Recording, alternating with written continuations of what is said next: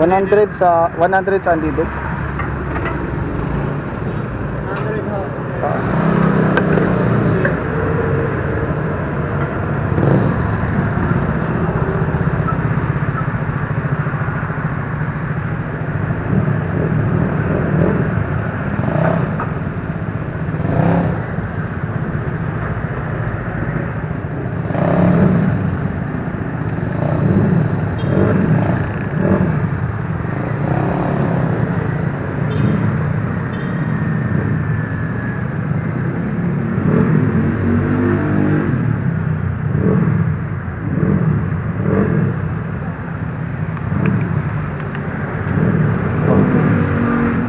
Kung 80 lang ah. 80 o 90. Hindi natin makayanin.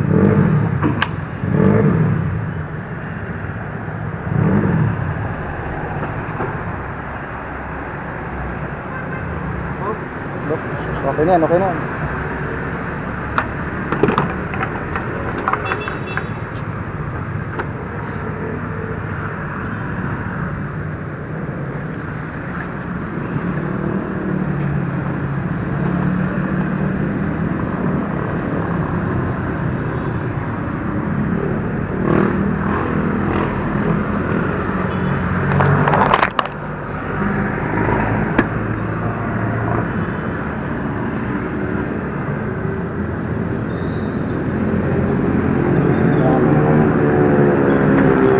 Salamat.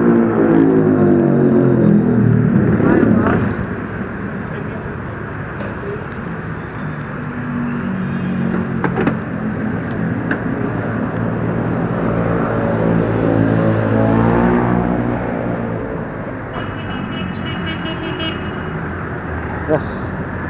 Punong-puno.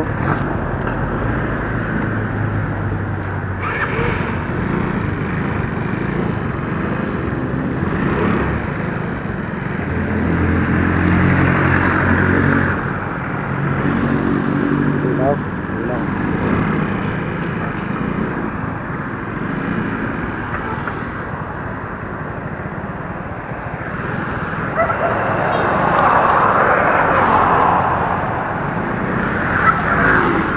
Bibilis mo. Ayaw pang magbibigay.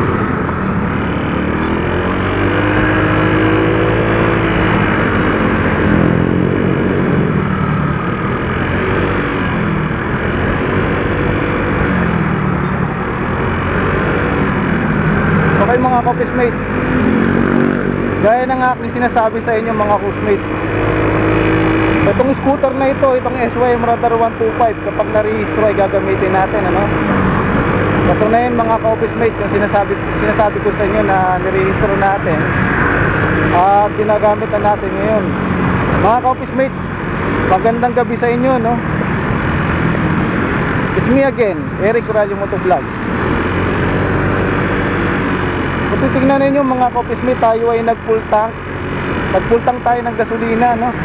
So nakikita ninyo na punong-puno ng gasolina po itong ating scooter, itong SYM Radar 125.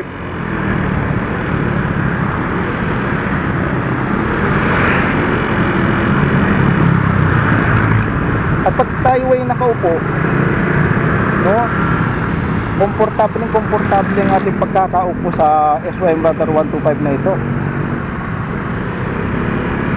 Napaka-komportable ng ating pagkakaupo. At ang ating riding style ay napakadali lamang sakyan. Ang riding style sa scooter na ito. Komportable po ako mga ka-office-mate, no, dito sa SYM Radar 125.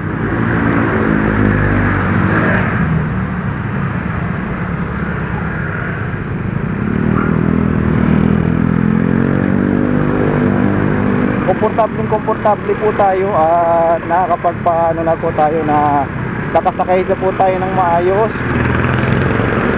Kung sa bilis rin lang at tuling, kuha niyo yung tuling na gustong gusto ko, no, sa SYM Radar 125 na ito, no. Pag umaakit ng bundok, umaahon ng bundok, umaakyat po siya, matipid din po siya sa gasolina mga ka-office-mate, itong SYM Radar 125. Magandang gabi sa inyong lahat. Sana lang hindi tayo magkaroon ng aberya sa biyahe. Bagay tayo bumabiyahe na papunta sa Santa Lucia at magsusunod tayo sa ating kapatid.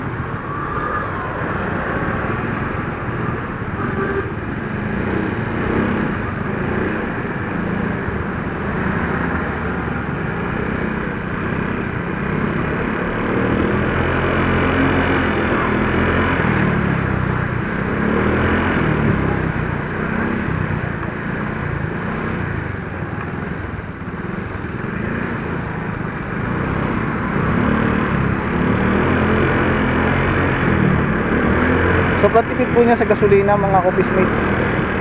Kapag inyo pong gagamitin ng scooter na mga ganitong klase na 125 ng SYM. Year ano po ito? Year 2008 model. Opo, year 2008 model po ang scooter na ito.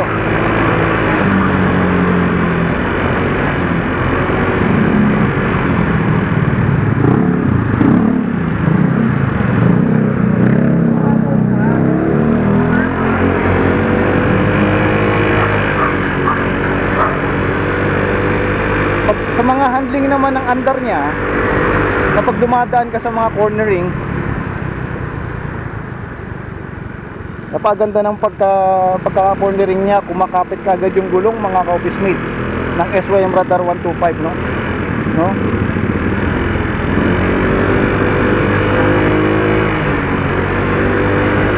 Napakasarap pa bumiyahe ng ganitong klase ng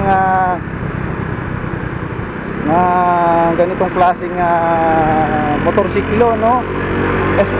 Kaka-scooter tayo ngayon mga ka-office mate. Ang motorsiklo na po na ito ay ano po, gawa po niyang Sanyang Motors Corporation, no? O Sanyang Motors. Opo.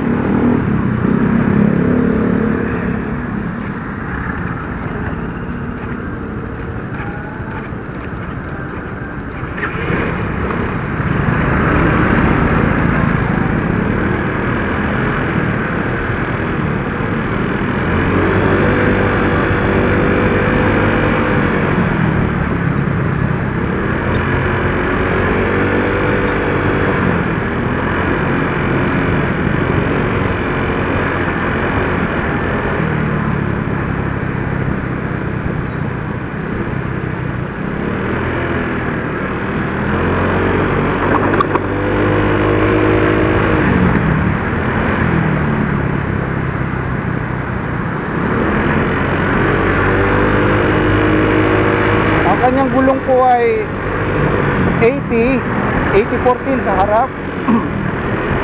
Sa likod naman 80-90-14 ng sukat. Ganun po ang sukat ng scooter ng gulong nito, no? Ito po ay CVT. Naka CVT po siya, continuous variable transmission.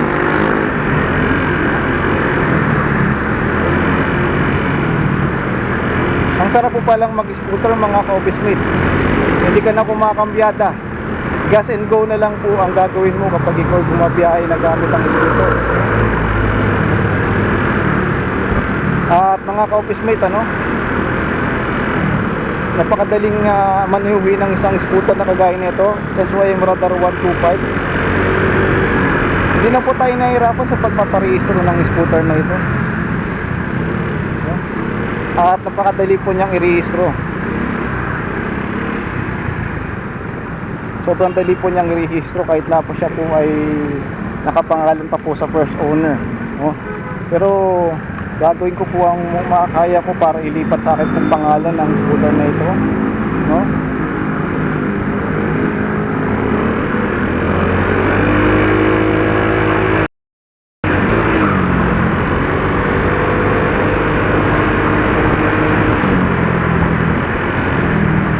Gagawin ko po makakaya ko para ilipat sa pangalan ko po itong scooter, itong SYM Radar 125.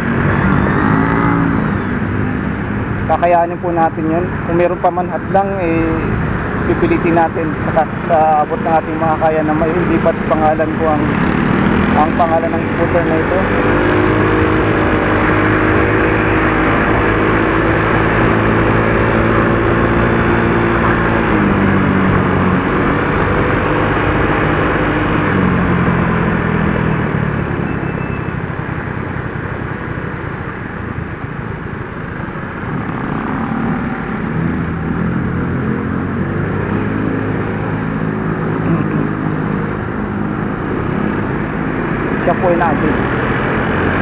Mga ka-office mate, alam niyo na nung naranasan ko mag-scooter, nakita ko na napakasarap pala na gawin, na magmaneho ng scooter, kasi kasinggo ka na lang, wala ka nang gagawin. Hindi na mahirap para sa iyo mga ka-office mate na magano.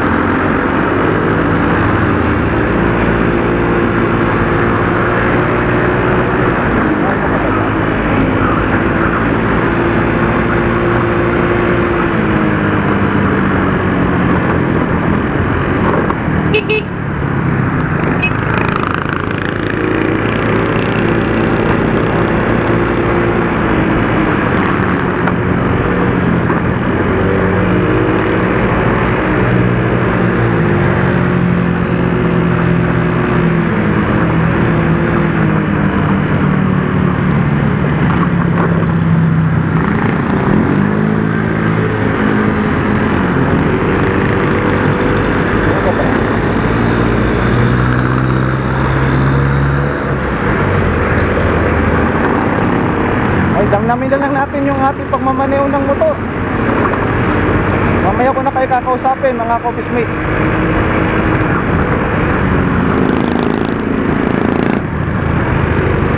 Damnamin na lang natin ang pagmamaneho ng motorsiklo, walang scooter na SYM Radar 125.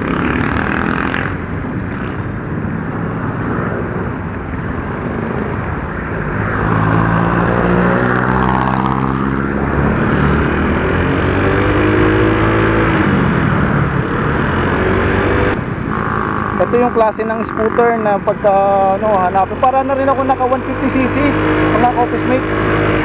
Kasi 125 po ito eh. 125 po ang displacement nito eh. No? Dahil sarado po ang daanan, tayo ay kakaliwa.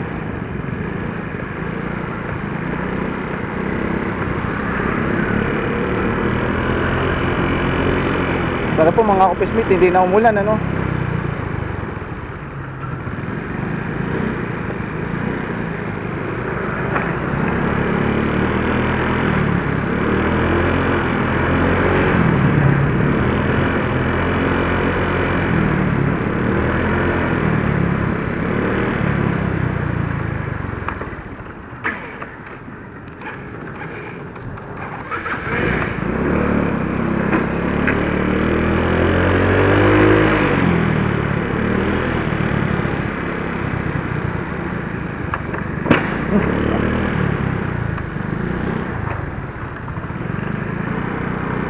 Sobrang taas naman.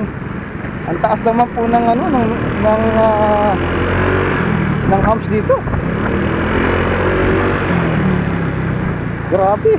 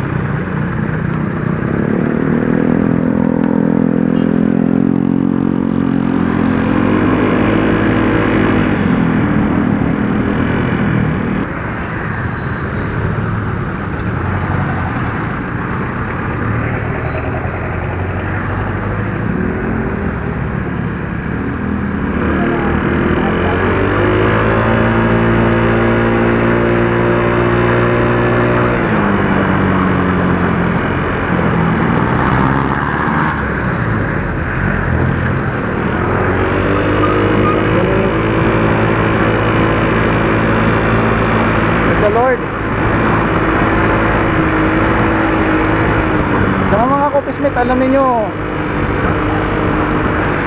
yung carburetor natin kinabit sa kanya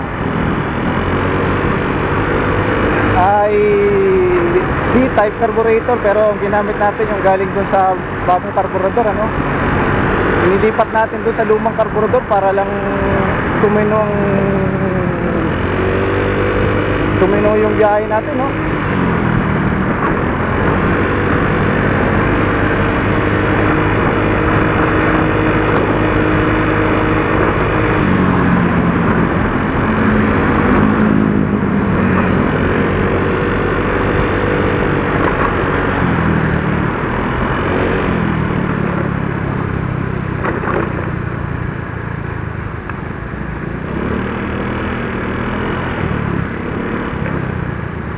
Alam brake na sa likod.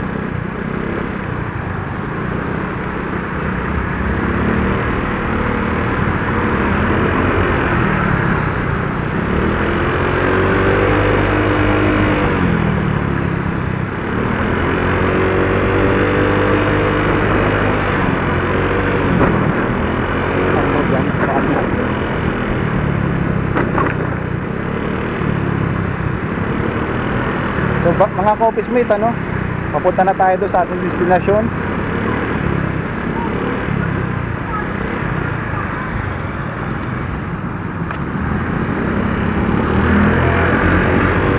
So hindi tayo nahihirapan gamitin ang scooter na ito na tayo bumabiyahe.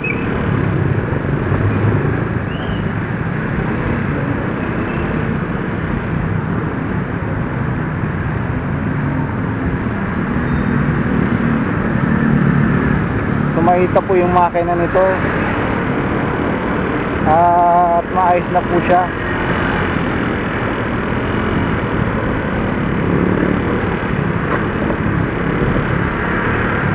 Ito yung motor na, ito yung scooter na tinatawag natin na The Legend, no? Kasi 2008 pa yung model nito, no?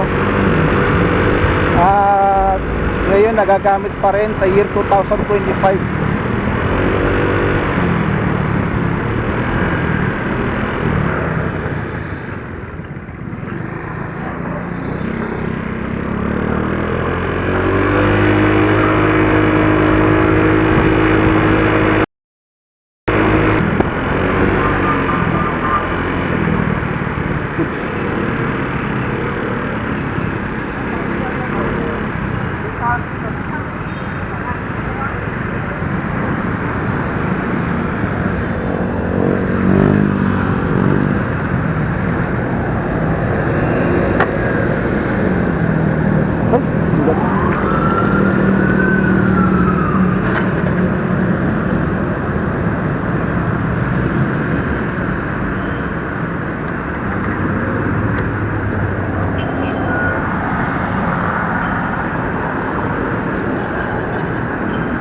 Salamat. Okay mga ka-office-mate, ano, ito na siya. So itong scooter na ito, siya nga pa pala, meron tayong karagdagan bago natin tutuloy itong video, no? Ito na po yung scooter na dinamit natin, no? Yan, ito po yung brake disc nya. Tinitignan ko kung okay pa yung kanyang brake disc. Okay naman. At yan mga ka-office-mate, nagamit na natin sa mga habang biyahe, hindi tayo tinirik at okay lang po siya. Good. Lagay na natin to dito. Ito kagandahan mga ka-office-mate sa scooter, na pwede mo siyang ilagay dito. Ayan, kompleto. Pwede mo rin siksik yan dito. Yan. Kung nakikita nyo mga ka-office-mate, siksik na yung bagay. Ito lang piraso nito. Okay na po siya mga ka-office-mate. Magagamit na. O sige mga ka-office-mate, sinabi ko lang sa inyo na lahat ng bagay na tungkol dito sa scooter. Ngayon, dahil wala tayong GB box, itong helmet at itong bag nandito nakakabit. Tinali ko pa po ito sa ilalim ng upuan. So itong helmet nakakabit sa ilalim ng upuan para in case na umulan, hindi mapapasok ng tubig yung ilalim, no? So yun mga kapismate, yun yung sinabi ko sa inyo. Ba't ko itong itsura ng scooter, ito yan, no? Oh, nakita nyo na mga kapismate sa buyan, no? So, sige mga kapismate, dito ko na po tatapusin ito. Maraming salamat sa inyong panonood, no? Sabi ko sa inyo mga kapismate, kayong unang-unang makakita na ginagamit ko itong scooter na ito kapag nakarehistro na. So ito ginagamit na po natin. Sige, salamat po mga kapismate. Magandang araw sa inyo lahat. Pagpalain tayo ng Panginoon. God bless, rise at ingat.